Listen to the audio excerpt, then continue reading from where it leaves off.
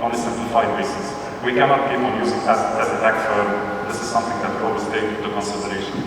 Jargons, buzzwords, sales, SaaS, X, Y, Z, those things are already creating a barrier with many other parties. So the business world is changing, is evolving, it's moving from one stage into the other one, which is more into the partnerships, into ecosystems, into community building, into collaborative efforts.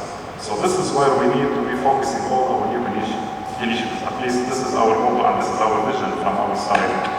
So putting this in order is able to just deliver the message in a very, very well-elaborated way so that the others, especially when they are dealing with small businesses, are able to understand and make use of what tools and what aiding mechanisms you have in place for them.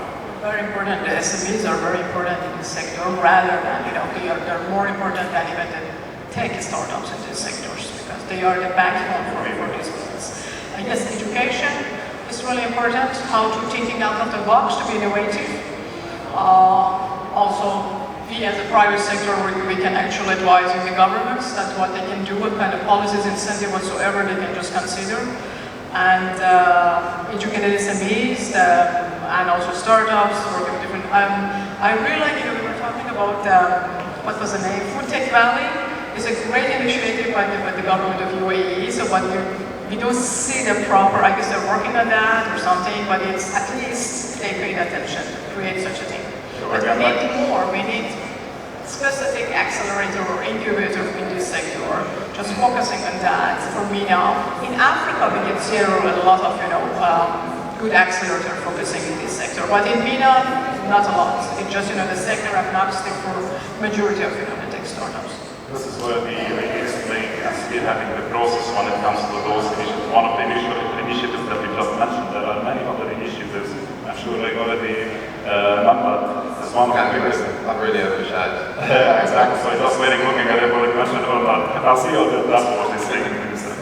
So one of the things that the DIFC is having is the ability to provide the idea of the initiatives. Okay, you want to work, whatever sector you come or whatever entity you come, go do it.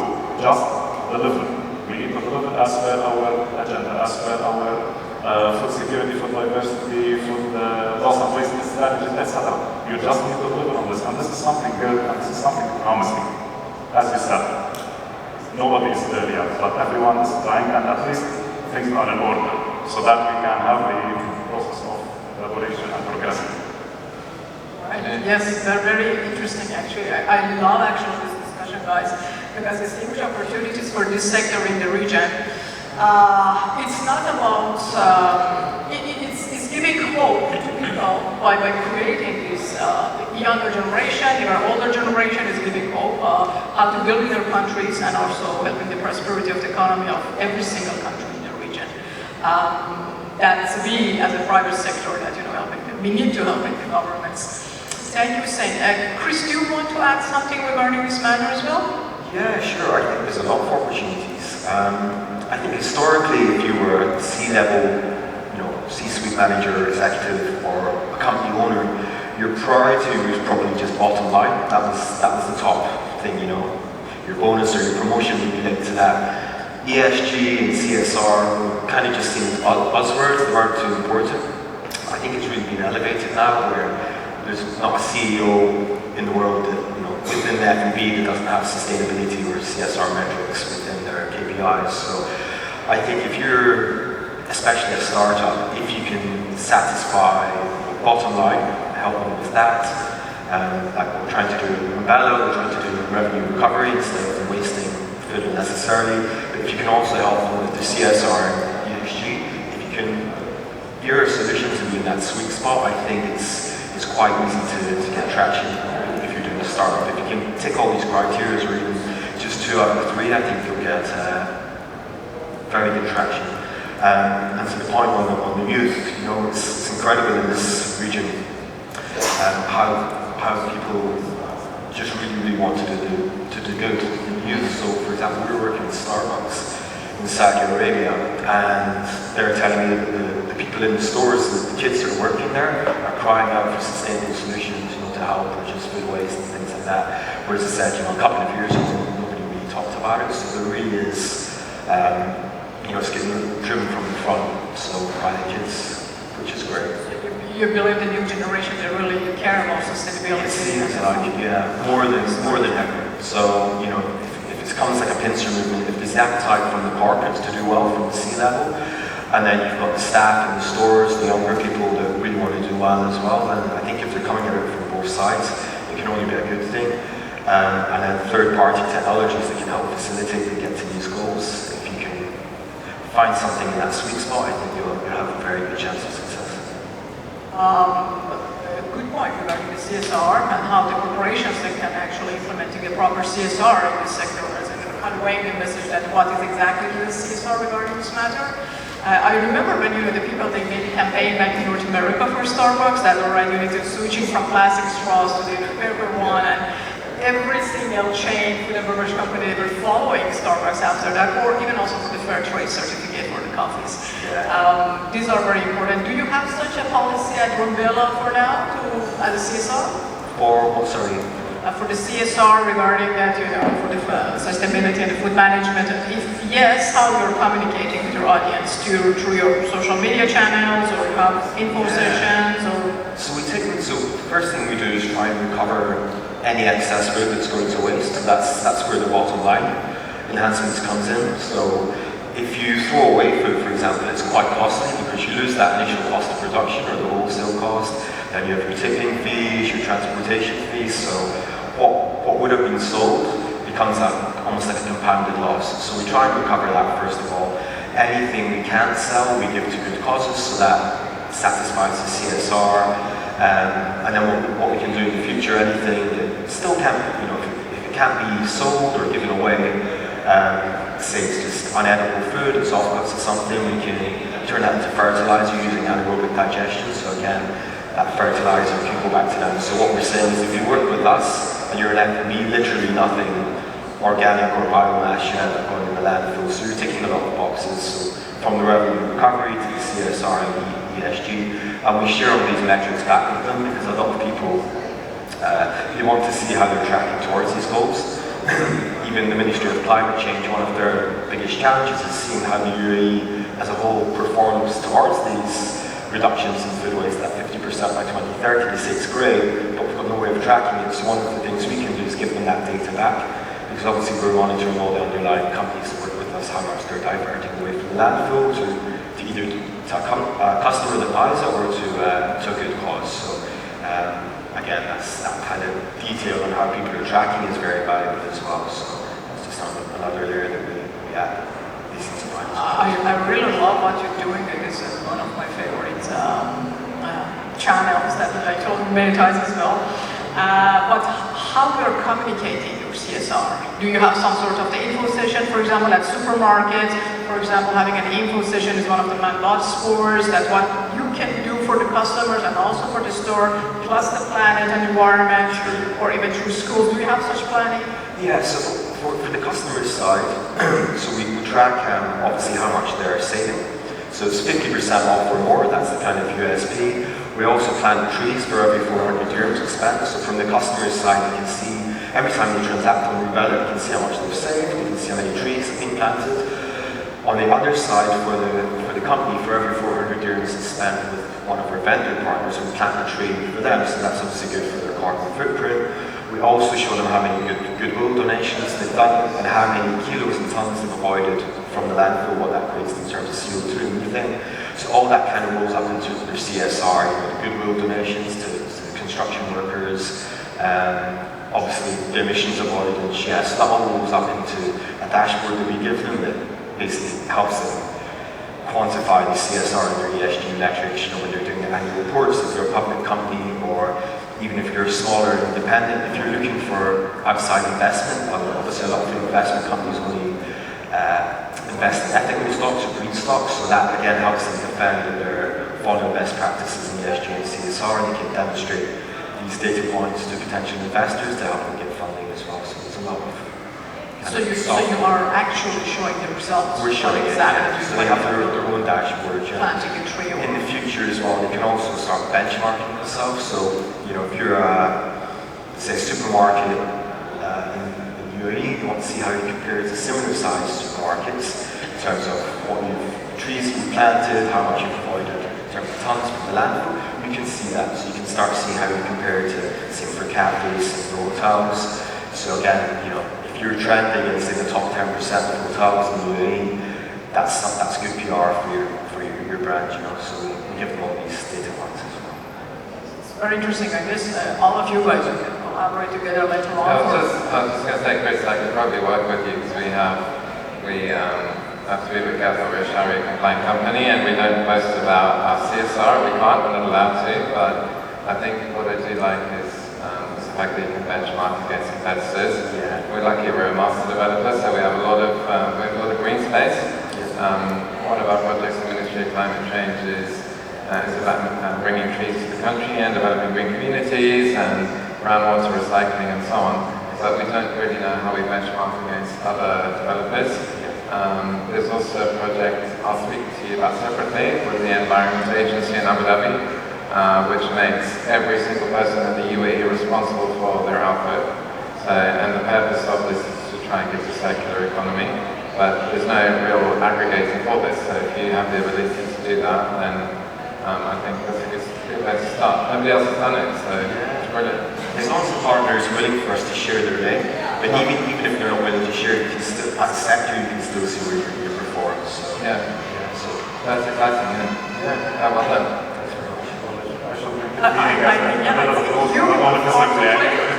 Collaborate.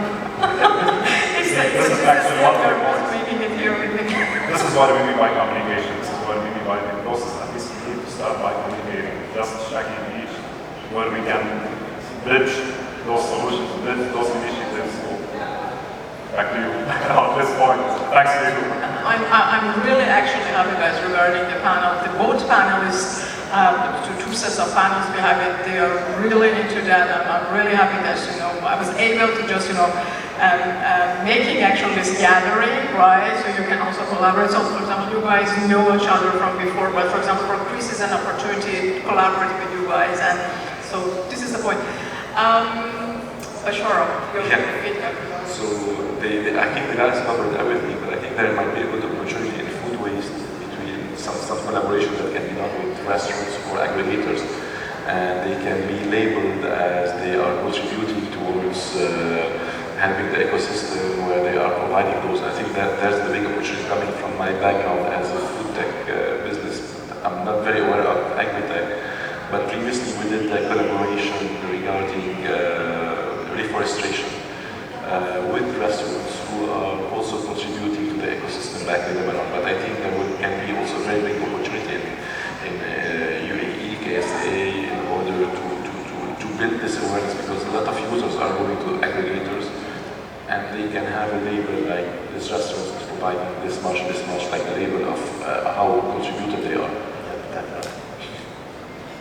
In terms of the opportunities, if we're talking about the 3 different fields, if you want to suggest it. Where the collaboration might happen, like aggregators are having a major amount of users and a lot of transactions daily where they can start getting this awareness of reforestation, food waste, recycling, cooked oil recycled into engine oils. I think there might be a lot of opportunities and synergies between the two businesses.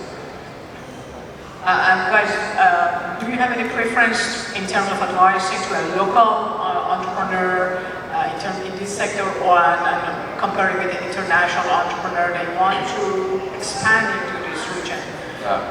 No, yes. It has to be, Okay. Because the expertise exists. There's a lot of educated people in this country with real intellect and ability and skills. And I met a taxi driver with a PhD. He comes from Uganda. He has a farm back home. He studied how to bring all of the eggshells that are discarded from battery cans and bring it back into fertilizer and so on. And he's working with a farmer that we work with in Ajman, who's with Ajman municipality, to rescue all of the eggshells because of the calcium that's required as part of the fertilization process. And it was just the most dumbfounding thing. We have a need for that type of expertise, and this guy is driving me to Dubai Marina. And so I think it's like anything, if you create a need for something, it will happen.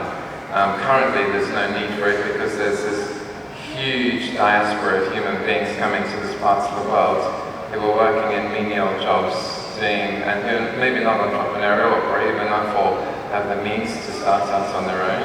But I think if there's, by creating demand, as we all are, everyone working in Agritech or Foodtech in this country, anybody who is creating that demand here has a responsibility, I believe, to put that back into the community. You know, we're all socially responsible for one another as well as the planet, and we all talk about ESG and all of these amazing things, but to put it into practice is easier than you think. It's just a decision to do that.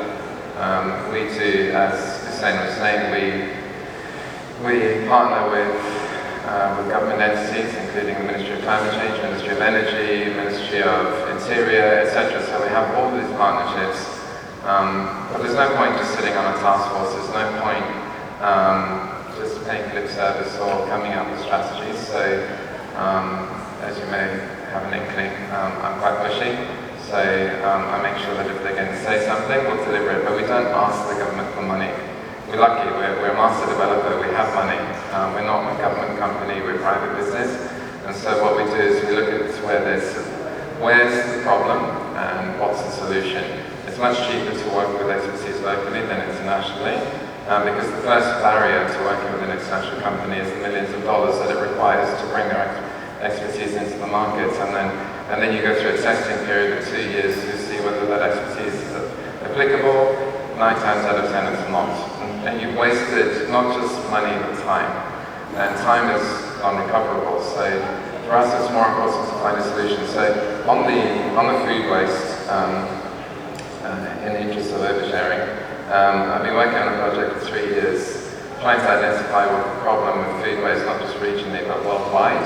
And so we're working with white goods producers of fridges to try and figure out, because one of the challenges in an out-of-home market, and this is one of the largest out-of-home markets, in other words, people go and eat in restaurants, is that people will still have this notion that they need to fill their fridges. You have to look at societal issues like single-person families and basically the disintegration of society, so it's a wider conversation. But one of the challenges here is that people are buying oversized fridges, and even the master developers, we're putting oversized fridges in, assuming that the people that will buy our properties are families, and they're not. So our investors may be families, but our investors are not living in those properties.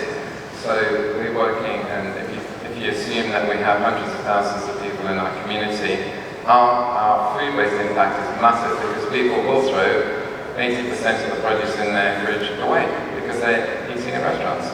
And they're slightly disconnected as well if they have people working for them, so they may have a cook, a driver, a maid, a nanny, or whatever it is. So there's a further disconnection. And also children, who are the largest drivers of spend in the home, children are disconnected from produce because they don't see it growing. So to resolve all of these wider societal issues, one of the simplest things that we've been working on is reducing the size of the fridge and making it smart. And it says, as you put the product in the fridge, you register it, and it will tell you, it sends you a message on an app, and it says, dear homeowner, your milk's about to go off, use it, or there's a solution to what you can do with it, rather than just throwing it away. So those types of things are exciting about what we do. Is it going to solve humanity's crisis? Probably not. But I think if we can start doing it here, and it's the here that allows us to go back to your question, I would take expertise here any day. I mean, look how many smart people there are here, look how many people there are. The government's there to help, but they're not there to give you money. And I think that's kind of the disconnect. If you go there with your hands out, you'll get nothing. If you go there with your intellect and your ability and your passion, but honestly, they won't give you money, but they give you support, which is what you need to get the money. Exactly. As a matter of fact, with Kolia, we had an event a couple of weeks ago regarding how the UAE government, they can actually help me with different grants and fundings for different sectors. And one of those that he was talking about, it was about agriculture and the food manufacturing, which means it's important for this government. It's just facilitating the way for the people that they want to do something like us. They are good facilitators, rather than, because for many things we don't need a funding even. It just, it's like maybe like a policy or something to just open the doors for us. Well, if you consider from a societal point of view that there's more female millionaires in this region than there are anywhere in the world, and the potential is particularly in Saudi Arabia. So if you can show people that there's a solution for their idle behavior, and it is idle, so you have a lot of bored idle people, but they have passions. If you can show people a direction, and that they don't necessarily need to spend all the money, but support an initiative, it changes things. So that's why we're focusing much more on the societal side of things rather than considering it from a commercial side.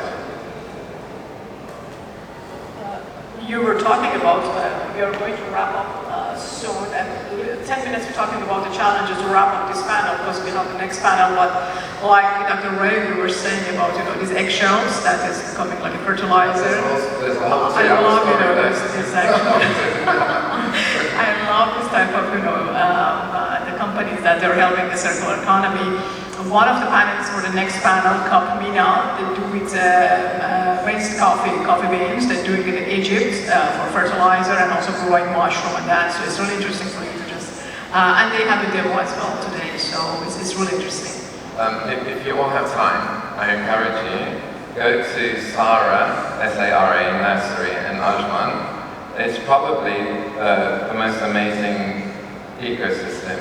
You've got a man who works for Ajman municipality, which is how I got to him through this, the taxi driver, and he uses Egyptian water lilies, which are the fastest growing waterborne species that helps with filtration of the water, so it removes all of the toxins from the water. And it grows so quickly, it's a weed basically. He has to then remove that and feed it to the ducks, who were rescued from the polythene bags that have been discarded on municipal dumps. And these chicks have hatched, so he's literally rescuing hundreds of thousands of birds a year, and he's using them to process the food waste from the dumps, which is now being delivered to his farm instead of the municipal dump, etc., etc., etc. And I can't, honestly, it's a 2-hour story. It's a proper tragic comedy, but the end of it is if we were able to scale up what he's doing there on a commercial scale, we would solve food waste, completely solve it as a country. It's really simple. I mean, he takes eggs and he's got an old cricket roller and he rolls out these eggs, and he has dragonflies and tadpoles and earthworms, and he's gone right to the end stage. The soil that he produces, the organic soil that he's producing, it's gone beyond the fertilizer and a compost. He has enriched soil. You could literally go to anywhere, any desert, anywhere in the world, dig a furrow, put the soil in the furrow, put a seed and water it, it will grow. It's unbelievable that what it does to the soil is incredible. And it's simple. No air conditioning. He's got polythene tunnels for the earthworms, and it operates year-round. And then I'm not even going to get into what else he does, but he's like a little crackpot inventor. And he doesn't really know how to make money out of what he's doing, but somehow by accident, he's created a circular economy, and he's the most fascinating man I've ever met. He's so humble. It's lovely to see this project to side of the world as well. That it shows that people they care.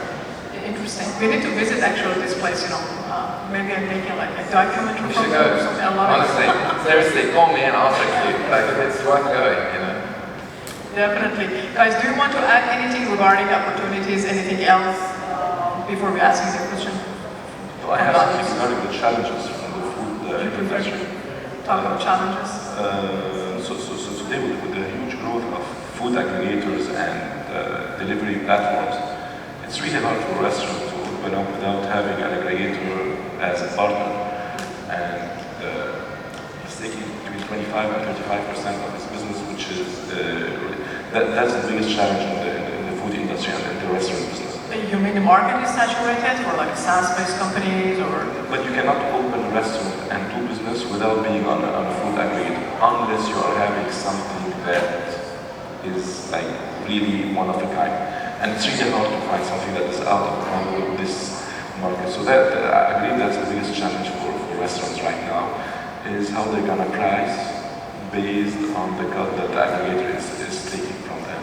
And without them, they cannot operate. I know actually that based on the market research that a lot of SaaS companies, that actually Zohair is sitting there that is going to talk about this expert, and then also you work with Zomato. I guess the market is kind of saturated now. Yeah. A lot of aggregators, and we don't see a real innovation. It's just a copy and paste business model and localization from like east to west, bring it here, localize it. It's not only for this sector, for every single sector we can see this in this region. But we need something different. What is the added value? What is the competitive advantage, of these new companies, startup companies? And what is the gap in the market they need to look for that entrepreneurs?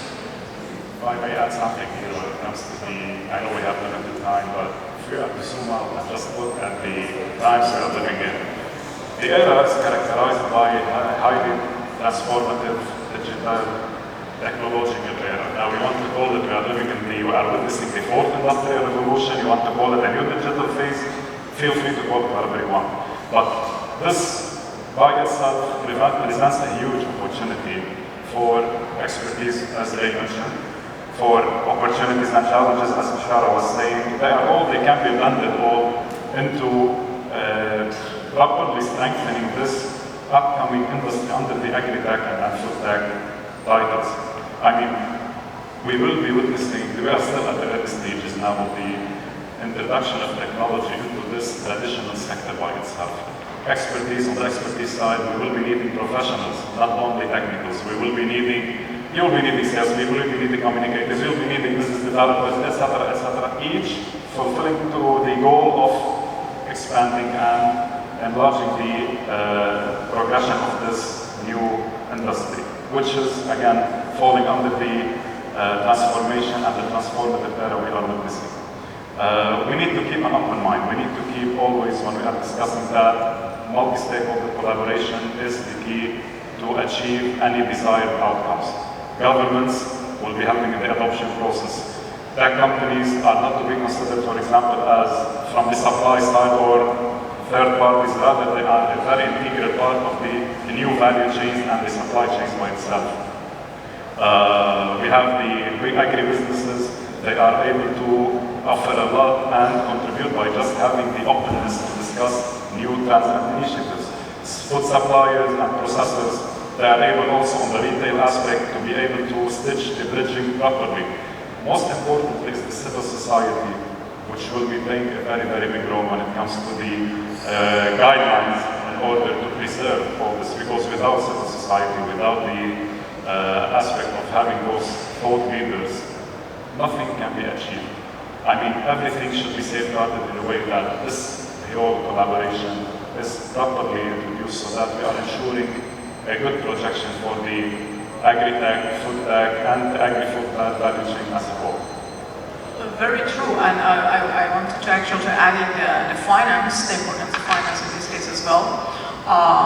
Microfinance for the SMEs, and also providing a capital for tech startups, through incubator accelerators, the government programs, but specifically microfinance for SMEs in this field for farms, and also trade finance for exporting. This is really important. Yeah, it's very important. But if we are looking, I mean, thanks for raising this point. If we are looking since 2010 till now, the agri-food sector in terms of financing is already lagging behind all other sectors. So if you look, for example, if you're going to benchmark the health tech versus the food tech, the amount of investment poured into the health techs, startups, SMEs, etc., is actually 10 times more the ones that are already within the food sector itself. So this indicates that there is a huge need, there is a huge opportunity, and there will be great returns provided the whole change that's happening. Exactly, if you want to highlight it as an opportunity for both VCs, angels, government sectors, family offices, for all of them, because it's some sort of the impact investing. So this is another opportunity for the investors. Yeah, it's interesting for me when it comes to regulation in this country. You'll sit with a ministry and they'll ask them who's responsible for farming. And they'll be like, that ministry. And he goes it's that ministry, and they'll be like, no, it's that ministry. And you keep going around in circles. It's